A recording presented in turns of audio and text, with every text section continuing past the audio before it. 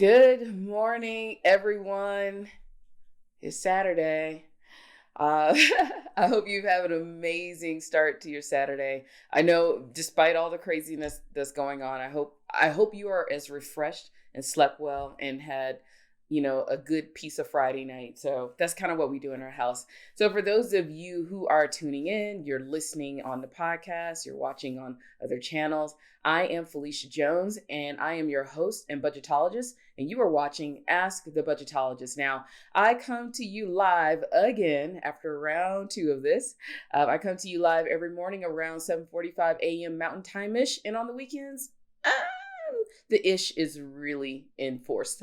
But my goal is to come in and talk about that thin line that solo business owners walk between personal and business finances. And recently I restarted the show because we went from July 1st of 2017 to July 1st of 2019 and was talking about money, solo entrepreneurship, and finances, and retired the show because I got really busy. I actually got really busy, and that's just kind of what happens. And that was a good thing. I started making money because we talked about making money here.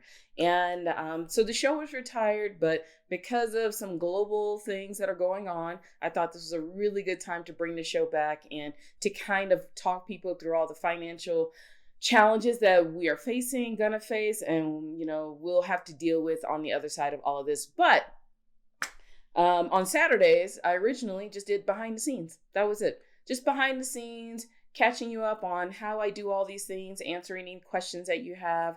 And today I want to fill you in on everything that has happened since July 1st of 2019. So there are a lot of people who watch the show, and thank you so very much. A lot of people who are listening to the podcast version. So thanks. And, even though I know a lot of people really wanted me to keep going on after July 1st of 2019, I just couldn't. I honestly did not have the time. And there were so many things going on, so many great things going on, that I honestly just didn't have the time to produce the show and get up, because my schedules were kind of a little wonky. So I'm going to tell you exactly what was going on since July 1st of 2019. So for many of you who have watched the show, you've kept up. For those of you, if I'm brand new, hey, I'm Phylecia.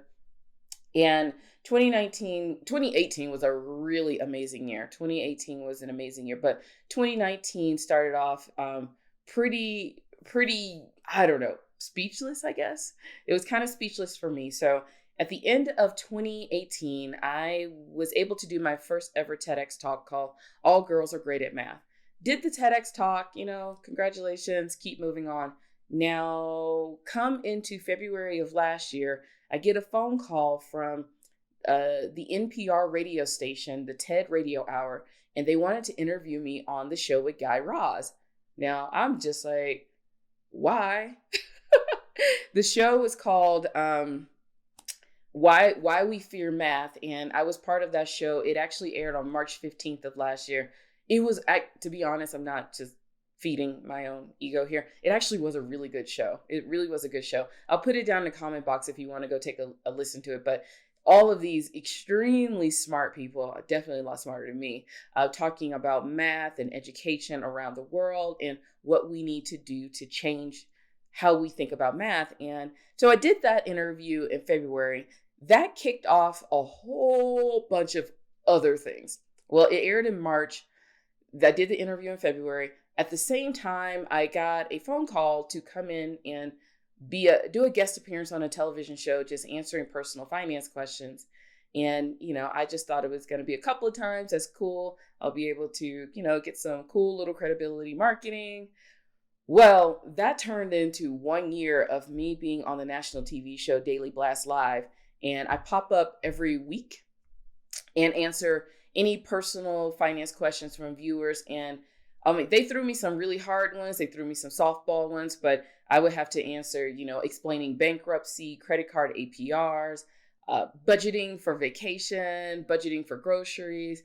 We talked about taxes. I mean, it's been a really cool run. Still on the show. My last segment aired on Friday. So if you want to go check that out, that's on dailyblastlive.com. They go live on Facebook, Twitter, YouTube every day.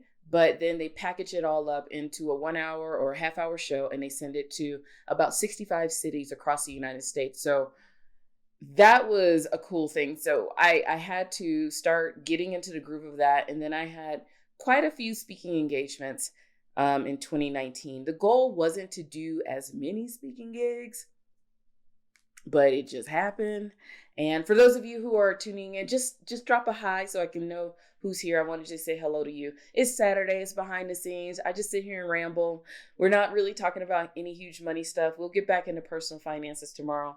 But so I started the TV show, and then I had quite a few speaking engagements. Now, for me, when it comes to speaking, the summer is completely off.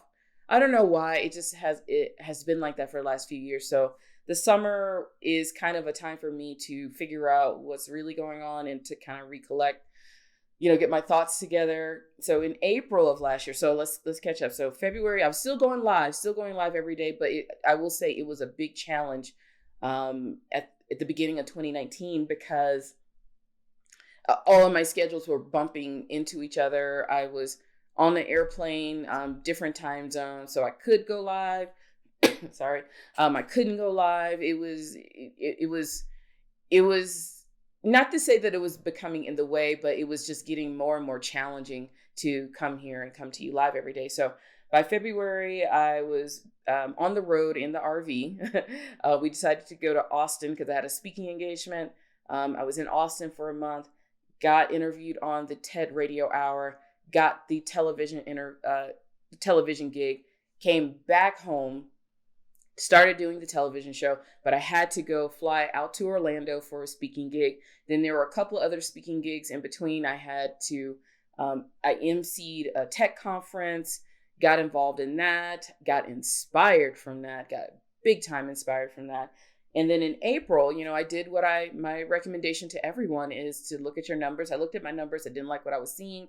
And I had always had this idea to kind of help people get speaking engagements. So last April, launched this company called iFind You Close. And the biggest inspiration was, I was trying to find something to get my finances. I try to clean up and try to even out the books at the end of the month. And I just needed a quick little, some quick money. Quick money turned into a new company. After I emceed the tech conference, I got inspired because I wanted to hire more women in tech because at that conference, it was amazing, but I thought that a lot of the people that were on the panels, these CEOs, these executives that we look up to, they were talking over the audience, and some people just wanted to know how to get started. So I made a commitment to myself to figure out how to hire more women in tech. So launched that company in April. It took off faster than what I expected, and that is iFind You Close, shameless plug, ifindyouclose.com. I basically took my research skills and started researching organizations and events across the globe to deliver speaking opportunities to people. That took off. So I was researching on the weekends, trying to live stream, getting ready for TV shows, prepping for speaking gigs, and trying to master it all. And it became a lot. So that's when I knew it was time to retire the TV show, take a break, because it was a fun run. 2 years, almost every day, 2 years daily is a lot. So retired the show and, and really leaned into running that company, doing the research. And then I had a lot of speaking engagements coming in August, starting off August. And I really needed to pay attention because I had to change my talks. I had to change my talks to go with the new company, the new title, all that kind of stuff. And starting in my first run at speaking was in August, but it really kicked off in September, where I think starting the week of September 11th, I was on the road every week until the beginning of November. Yeah, every week. No, until the second week of November. Every week I was flying somewhere, driving somewhere for a speaking gig, international gigs, came back from an international gig, had 2 speaking gigs on one day because for some reason, I don't know how to say no. And, yeah, so that's what happened after I retired the show, getting ready for all of that. It was fun run because I know I dropped in every now and then, and I know quite a few of you follow me on Instagram, but it was a fun run. It was exhausting. Loved every last minute of it. But in the middle of this thing, I decided to go and MC to do an audition for an MC gig for a TEDx down in Durango, Colorado. Well, drove the 6 hours because I figured, why the heck not? Drove the 6 hours down to Durango, auditioned for this MC gig, and I kind of got it. I kind of got the gig, but 15 minutes before I was supposed to go on stage for another gig, the night before I got a weird phone call from the people down there saying, hey, we need to talk to you. And I called back that morning and, we did the phone tag thing. And 15 minutes before I was supposed to go on stage, they told me, they asked me to be a speaker for their TEDx event. And I said, I think I told them no like 12 times. They said, sleep on it, maybe think about it. And I said, I'm not that compelling. Like, seriously, I'm not that compelling of a person. And I gave all of my compellingness to the last TEDx talk. And this TEDx was oh my gosh, when was this? I think this was like the middle of, like almost toward the end of September when they gave me the call. We went back and forth for a few days, and, the lovely speaker coordinator down there, she's like a car salesman. I got sold into it because I didn't have a lot of time I honestly did not have a lot of time because my calendar was so packed. And my husband was like, seriously, Phylecia, when are you going to have time to put together a TEDx talk when you're not even home? And I said, I don't know. I'll figure it out some kind of way. So in the middle of all of this, this story is only funny to me. In the middle of all of this, trying to prep for these other talks, I had a couple of keynote gigs, some corporate keynote gigs. So I am literally floating, but I went against all of the rules that I say, but I floated between three significantly different talks because the TEDx is just completely different. I had to start delivering my keynote for for corporate gigs, and then I had to do my marketing talk for the new company. And I honestly, I couldn't pay attention. It was really hard paying attention for the TEDx one because I was just in the middle of all of these. And so when I had enough downtime, I had to come up with an idea, had to go back and forth, had to beg for grace and forgiveness because everyone else had a couple of months to get the coaching. And they assumed that because I'd already done one of these, I didn't need the coaching. And I was like, never assume that. I always enjoy the coaching and I enjoy the feedback. But it was really hard to kind of get into the mode of it until after my last corporate gig. Then I had like a really good 2 weeks to kind of take a breath and really focus on the TEDx talk. So that was delivered the first Sunday. My last corporate gig was probably right before Halloween. I took the 2 weeks, drove down to Durango for a few days, and delivered a TEDx talk. It was called Tech Needs a Kardashian. And I figured whenever I have a big platform like that, I was always going to dedicate it to the women in technology. That's where I come from. That's who I hope to help out. So I decided all of my huge platforms would be dedicated to women in technology.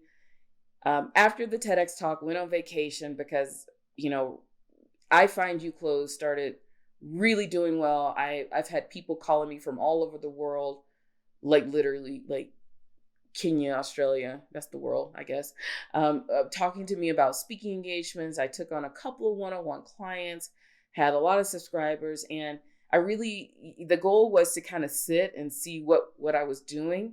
And in November, kind of get a game plan of like, all right, this is the plan for 2020 is to go all in and really market this. And so that's where it all went. Of course, I started off this year with a bunch of speaking engagements, but hired on a team. I hired on an industry researcher, love her to death. Hired on an executive assistant that came in to help organize everything. Hired on a marketing team, hired on some attorneys because people started people started borrowing stuff from me. Uh, had to take on some attorneys to kind of get through all of this. So this was just the beginning of this year.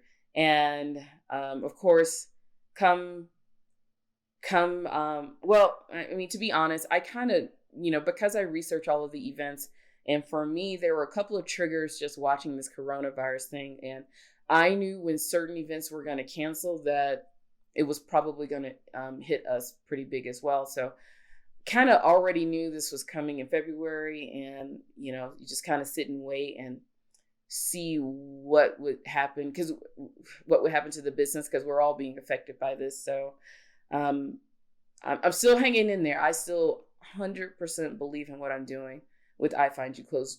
Completely believe in it. I look at this slowdown as a nice little blessing, because it gives me time because things were moving really, really fast. You all have no idea how fast things were moving. This was a good time to slow down and really assess what I was doing, even look at my personal brand, keep up with Mrs. Jones. All of my gigs got canceled up until September. I'm still on the hook to go out in September. We'll see how that works. But that's the reason why I had to retire the show, because life was moving at 100 miles per hour. I was still kind of trotting along at like 45. It's been so much fun. A lot of it did come from doing this live stream. A lot of it came from doing a lot of work behind the scenes. Still doing the TV show. I pop in whenever they need me, and they've had to pare down how they're doing things. Still speaking. The corporate speaking gigs, those I got those last year. Did a couple this year. They're fun. They're different. They're very different, but they're a lot of fun. And oh my gosh, what else has been going on? We were supposed to do a 3-month RV trip down to Tampa. That got canceled, but I just wanted to fill you in on all the things that's been going on since July 1st, because I didn't just retire this show just because I got tired of you all. No, I love you. You gave me a reason to take a shower every morning for 2 years straight. And I think one of the reasons I felt it was a good time to come back, one, there's so many money things going on, and we are, I really just wanted to help other people interpret how to look at their finances and money in this time. I mean, also I was trying to look at my way of being relevant with my personal brand, because I'm going to have to do a few things over in the company. Because, when there's no events and everybody's in what's hold mode, you got to kind of pay attention to it. Hey, Jerry, how you doing?